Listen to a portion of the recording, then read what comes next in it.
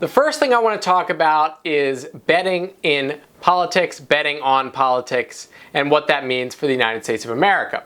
So right now you can bet on sports, you can bet on all kinds of weird stuff in Las Vegas. There are plenty of things that you can bet on.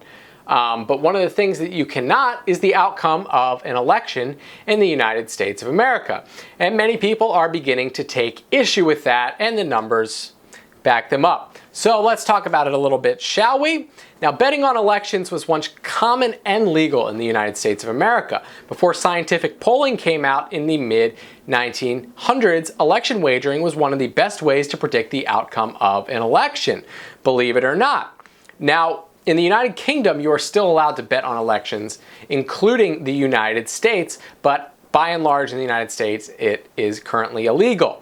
Now, there have been some ways that people have gotten around it. The most popular right now being a company called Pivot. Now, this allows participants to bet points instead of money to predict the outcome of political events, ranging from the House's selection for a new speaker, the likelihood that a presidential candidate would drop out the race, and of course, the final outcome for the race in the White House. Now, they have offered some pretty interesting odds, which I pulled here about some things that are relevant to our lives, right? Okay, so what was very interesting was before, when I was looking in this story and doing some research, Joe Biden had not announced that he would not be seeking the nomination for the Democratic Party. So his odds slammed down. They are currently at 1% on Pivot. Now, Donald Trump's odds to be the Republican nominee currently are living at about 19%. And after Biden's announcement, Hillary Clinton has 83% live odds to be the Democratic nominee. So it's some pretty interesting stuff. And now, here's my take on it, right? I don't see any reason why we shouldn't be able to bet on elections. Sports betting is currently legal. One of my biggest problems with it is the fact that in terms of gambling, almost every state in the country has some form of lottery in place, which they use as an additional tax on the American people. Now, personally, I think it's really screwed up to have some forms of gambling be illegal when states are actually profiting off of gambling.